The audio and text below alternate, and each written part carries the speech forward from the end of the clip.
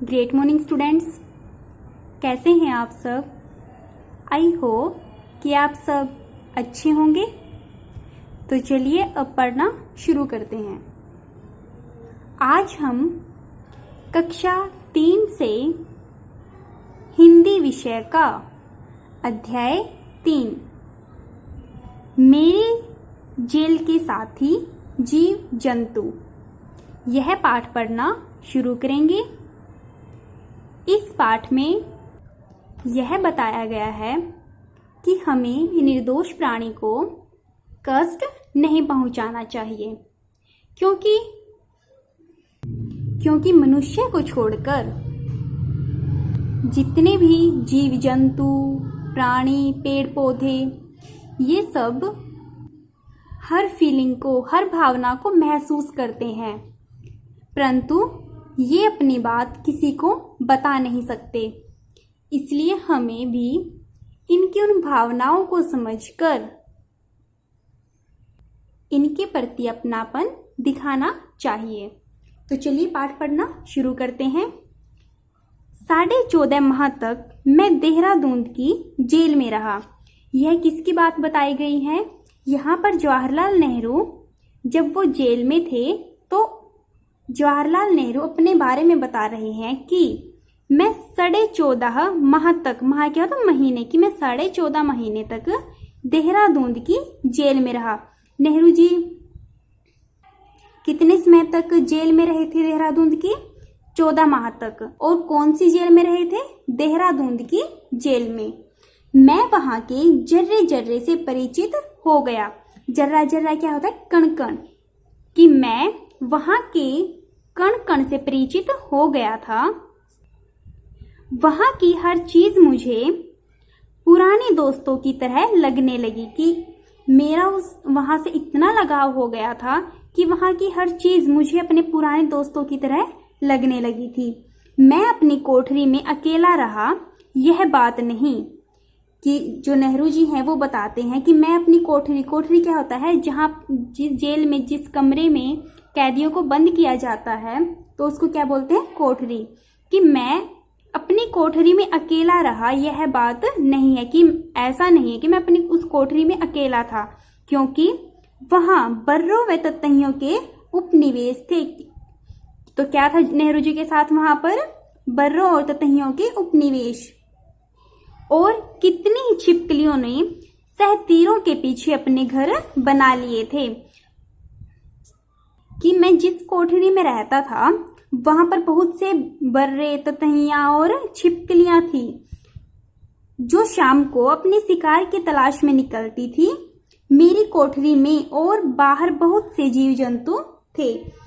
मैं मन में सोचता, मुझे अकेलेपन की शिकायत है, और दूसरी ओर आंगन जो खाली और सुनसान दिखाई देता है, किंतु उसमें जीवन उमड़ पड़ता है कि ये रेंगने और उड़ने वाले जीव मुझे बिना बाधा पहुंचाए अपना जीवन जी रहे हैं। बाधा क्या होता है? मुश्किल।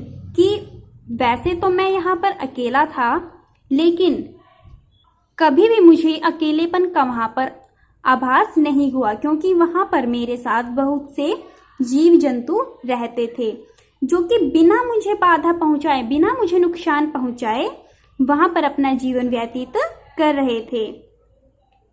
तो मुझे क्या पड़ी है कि मैं उन्हें बाधा पहुंचाऊं। तो जो नेहरू जी हैं वो मन ही मन सोचते हैं कि यहाँ पर इतने सारे जीव जंतु रहते हैं और वो मुझे कभी कोई बाधा भी नहीं पहुंचाते, कोई मुझे हानि भी नहीं करते। तो मुझे क्या है कि जो मैं बिना किसी इनके हानि पहुंचाए मैं इनको हानि पहुंचाऊं। एक बार ततैये के काटने पर मेरा मन हुआ कि सबको बाहर निकाल फेंकूं। तो नेहरू जी क्या बताते हैं कि एक बार मुझे ततैये ने काट लिया तो मेरे मन में यह विचार आया कि मैं क्यों ना इन सभी जीव जंतुओं को यहाँ से बाहर निकाल फेंकूं। तो फिर नेहरू जी सोचते हैं, क्योंकि उसने मुझे अनजाने में काटा था, क्योंकि जो नेहरू जी बताते हैं कि उस ततैये ने मुझे अनजाने में काटा था, तो मैंने सोचा कि इन सभी जीव जंतुओं को यहाँ से बाहर निकाल फेंकूं। यह सोचकर मैंने अपना इरादा छोड़ दिया। तो फिर नेहरू जी सोचते हैं कि बिना बिना जाने ही इस ततैया ने मुझे काट लिया। तो फिर यह सोचकर मैंने अपना इरादा छोड़ दिया कि इससे यह गलती अनजाने में हुई है, और तय किया कि वे मुझे न छेड़े तो मैं भी उन्हें आराम से रहने दूंगा, कि अगर मुझे वो जीव जंतु मुझे कोई हानि नहीं पहुंचाएंगे तो मैं भी उन्हें आराम से वहां पर रहने दूंगा, अर्थात मैं भी उन्हें कोई हानि नहीं पहुंचाऊंगा। फिर उन्होंने मुझे कभी नहीं काटा। कि उसके बाद, क्योंकि पहले तो जो ततैया था उसने नेहरू जी को अनजाने में काटा था, बिना जाने ही, लेकिन बाद में जब उन्हें यह पता लगा कि यह हमें कोई हानि नहीं पहुंचाएगा, तो उसके बाद उन किसी भी जीव जंतु ने नेहरू जी को कोई भी हानि नहीं पहुंचाई। हाँ, चमगादड़ों को मैं पसंद नहीं करता था, किंतु मजबूरी में उन्हें भी बर्दाश्त कर रहा था। बर्दाश्त करना क्या होता है? सहन करना। कि नेहरू जी को कौन सा जीव पसंद नहीं था? चमगादड़। कि मैं चमगादड़ों को पसंद नहीं करता था, लेकिन मजबूरी में मैं उन्हें भी बर्दाश्त कर रहा था, अर्थात उन्हें भी सहन कर रहा था। वे बड़े मनहूस जीव लगते थे और मुझे उनसे बड़ी नफरत थी। तो कौन से जीव से नफरत थी नेहरू जी को? चमगादड़ों से। कि मुझे उनसे बड़ी नफरत थी। मैं चींटियों, दीमकों और दूसरे कीटों को घंटों देखा करता था। छिपकलियों को भी जब वे शाम को अपने शिकार चुपके से पकड़ लेती और अपनी दुम को हास्यपद क्या होता है? हंसी का विषय। कि मैं छिपकलियों को भी देखता कि जब वो शाम के समय अपने शिकार को चुपके से पकड़ लेती और अपनी दुम क्या होता है? पूंछ, और अपनी पूंछ को हास्यपद ढंग से हिलाती हुई एक दूसरे को लपेटती। मेरी कोठरी के ऊपर ही मैना के एक जोड़े ने घोंसला बनाया था। तो नेहरू जी की कोठरी के ऊपर कौन से जीव ने घोंसला बनाया था? मैना ने। तो मेरी कोठरी के ऊपर ही मैना के एक जोड़े ने घोंसला बनाया था। मैं उन्हें दाना दिया करता था। वे पालतू हो गई। सुबह शाम जब भी दाना डालने में देरी होती तो वो मेरे समीप आकर ची ची कर खाना मांगती।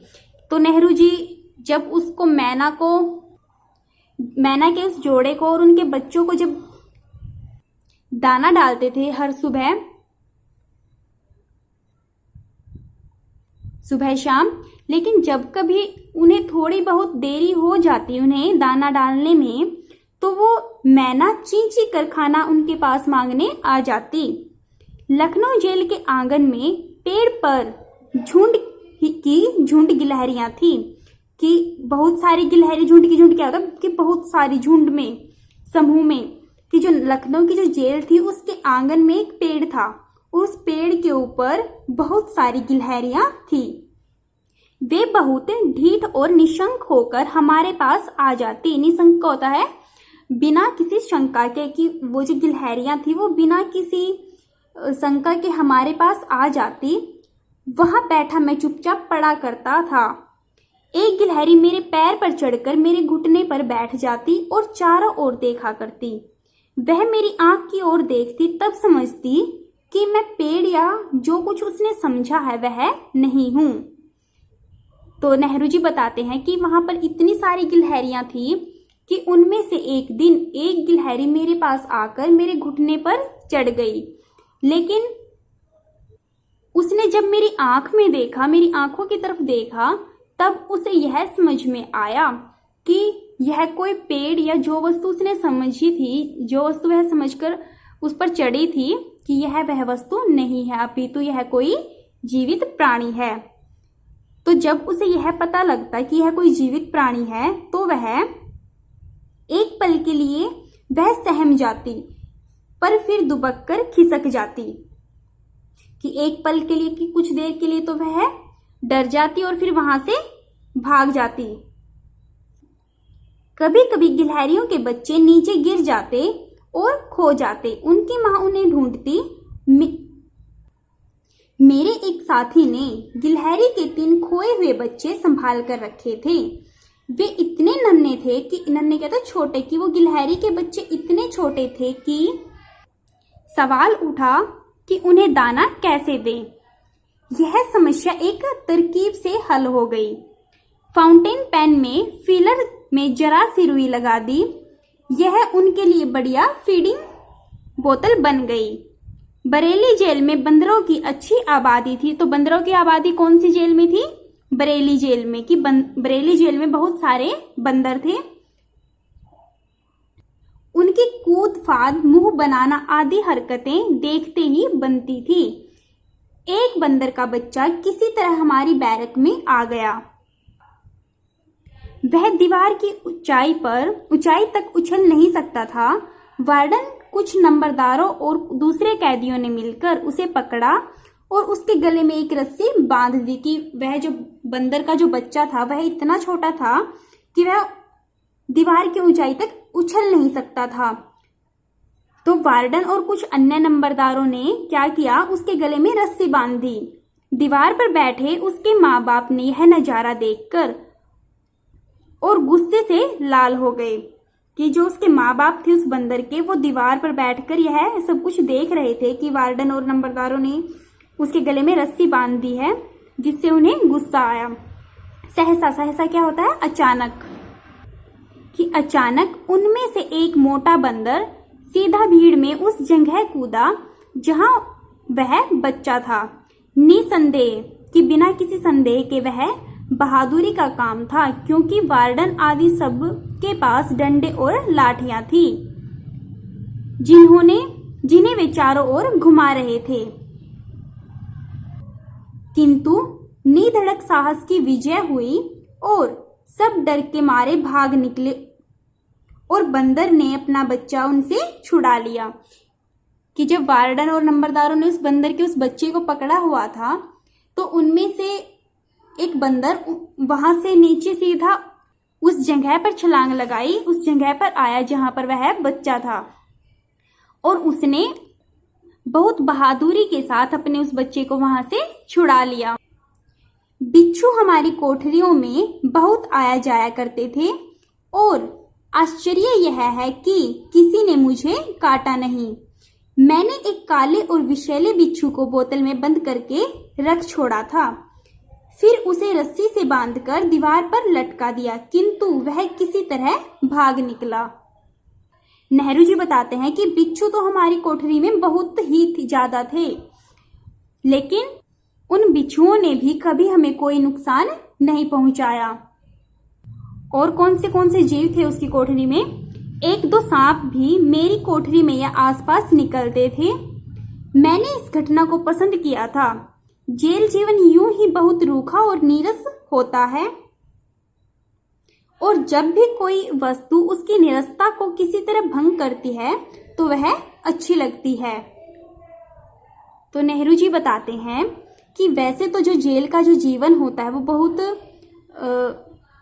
अकेलेपन वाला होता है, बहुत रूखा होता है, लेकिन जब भी उसके अकेलेपन को कोई भंग करता है तो वह चीज उसे बहुत अच्छी लगती है, उसे बहुत पसंद आती है। कनखजूरे से मुझे बड़ा डर लगता था। कलकत्ते या फिर कोलकाता की अलीपुर जेल में कोई आधी रात में मैं सहसा जाग गया। सहसा क्या होता? अचानक। की एक बार बताते हैं नेहरू जी कि एक बार कलकत्ता की अलीपुर जेल में आधी रात में मैं अचानक जाग गया। ऐसा लगा जैसे कोई चीज मेरे पैर पर रेंग रही है। मैंने टॉर्च जलाकर देखा कि एक कनखजूरा बिस्तर पर है। मैंने बिना सोचे समझे बिस्तर से इतनी जोर से छलांग लगाई कि मैं दीवार से टकराते टकराते बचा। तो नेहरू जी बताते हैं कि मुझे सबसे ज्यादा डर किस चीज से लगता था? कनखजूरे से। और एक बार क्या हुआ कि जब मैं कलकत्ता की अलीपुर जेल में था तो एक दिन अचानक ही मेरी आधी रात में आंख खुल गई। तो मुझे ऐसा आभास हुआ कि कोई चीज मेरे पैर पर रेंग रही है। जब मैंने देखा तो एक कनखजूरा मेरे बिस्तर पर है। तो मैं उससे इतना डर गया कि मैंने बिना कुछ सोचे समझे अपने बिस्तर से बहुत दूर छलांग लगा दी, जिससे कि मैं दीवार से टकराते टकराते बचा। एक जेल अफसर तबादला होने पर, तबादला क्या होता है? बदला। कि एक जेल अफसर अपना बदला होने पर अपनी कुतिया जेल में ही छोड़ गए। बेचारी बेघर होकर इधर उधर घूमती रही। वह पराए भूख से तड़पती रही। तब वह मेरे पास रोटी के लिए आया करती थी। मैं उसे रोज रोटी खिलाने लगा। उसने एक मोरी में बच्चे दिए। एक पिल्ला बीमार पड़ गया। वह बुरी तरह छटपटाता था। उसे देखकर मुझे बड़ी तकलीफ होती थी। मैंने चिंता के साथ उसकी बड़ी सेवा की। रात में मुझे कई बार उठकर उसे संभालना पड़ता था। मुझे इस बात की बड़ी खुशी हुई कि वह बच गया। मेरी तीमारदारी काम कर गई। तीमारदारी क्या होता है? रोगी की सेवा करना। तो नेहरू जी बताते हैं कि एक बार एक अफसर अपना बदला होने पर, तबादला होने पर अपनी कुतिया उसी जेल में छोड़ गया, जिससे वह भूख से इधर उधर भटकती रहती। और जब वो मेरे पास आई तो मैंने उसको रोटी दी, उसकी भूख शांत की। तो एक बार उसने एक मोरी में अपने बच्चे दिए, जिसमें से एक बार उसका एक पिल्ला बीमार हो गया। तो मैंने उसके उस पिल्ले की इतनी सेवा की, इतनी संभाल की कि वह मरते मरते बचा, जिससे बहुत खुशी हुई कि मेरी तमीरदारी की, मतलब जब मैंने उसकी सेवा की कि मेरी सेवा की हुई मेरे काम आई। तो इस बात की मुझे बड़ी खुशी हुई। तो यह पाठ हमारा यहाँ पर समाप्त होता है और मैं आशा करती हूँ कि आपको यह पाठ अच्छे से समझ में आया होगा। Thank you.